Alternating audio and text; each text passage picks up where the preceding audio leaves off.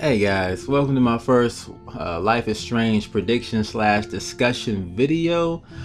This is the first of 3 videos I actually have planned for this, trying to kickstart a little Life is Strange community or see where my subscribers have interest in this game. You know, is it just gameplay you want to see, or me talking out my thoughts on this will get any kind of feedback and everything else. So first video on deck, man. I'm actually gonna predict a little bit of future episodes right here where I see a very big possibility of Maxine versus Chloe.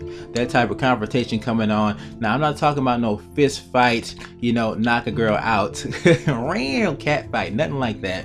I'm just talking about their goals are completely different, and if these characters are true to their personality that we seen in episode 1, then guaranteed they're gonna butt heads in a big way. Okay, they're gonna have a big falling out. Now, let's look at Maxine real quick. She just returned back to her hometown. She's going there for positive reasons. She wants to reestablish herself in the community. She wants to learn photography from her favorite teacher ever. She wants to get the good education from the school that she knows she can get, and put herself out there. You know, she's going out there to better herself. That's why she returned home. Now, Chloe, on the other hand, she's been home, and this home for her has only caused depression and pain. She lost her father. Her best friend Amber is missing, and on top of all that, she has to deal with one of the worst stepfathers in video game history. The security guard who thinks he's a secret agent, extra paranoid asshole who keeps cameras inside of his own home. How weird is that? And you know, seeing that this guy is still around, I gotta assume that Chloe and her mom don't have a really good open relationship either, because they probably would have talked to each other and figured out this guy is not right for our family by now. That conversation would have happened. So yeah, Chloe's life is really depressing. Now let's take a look at the big picture.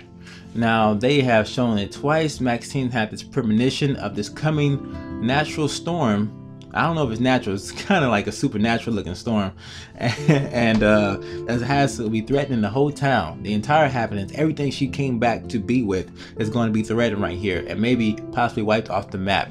Maxine's going to want to protect that, but Chloe, on the other hand, maybe not. Okay, Chloe's mentioned several times like she doesn't like the city, she doesn't like the people in the city. I don't think she would like nothing more for the city to burn, you know, for the city to perish. And this is a natural cause, so she don't have to do nothing. She could sit back, enjoy the aftermath, you know. But her going this darker path that I have predicted would, you know, make her the villain. I do see some more bad things happen to Chloe. Her story's gonna be more and more depressing, and you like, damn, I feel sorry for her. And I think she's just gonna turn at a point where she's gonna be like, hey, F this town for real, and not want to save it. She's gonna want to see harm, and that's why I think Maxine and Chloe, even though they just being reunited as friends, are gonna butt heads pretty hard.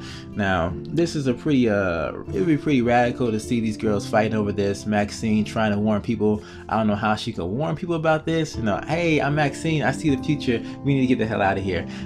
I don't think that's going to fly too well. She may find herself in a straitjacket if she goes that approach, but she'll have to prove in some way to these people that to get the hell out there, because no matter how much power you got, you cannot stop a natural disaster. It's going to come. So that's how I kind of see the story going. If they're going to get serious about these characters and they're going to stay true to who they have made in the first episode, then Maxine and Chloe have to fight. Their goals are way too different. Their look on the city is way too different. So Maxine has 5 days to get the people out of harm's way. And Chloe, I think she's going to be working against Maxine. She got 5 days, but she won't realize it until maybe the very end. Like when it's all depressed and like Maxine's like, man, I can't convince people of nothing. And then Chloe could be like, man, fuck him. That's what I think is going to happen, man. So let me know your thoughts about this little prediction right here. Also, let me know if you want to see more Life is Strange predictions slash discussions like this. And stay tuned for another one. I got 2 more planned that I want to talk about before the next episode comes out. And thumbs up, always appreciated. Subscribe for more Game Over Entertainment if you haven't already.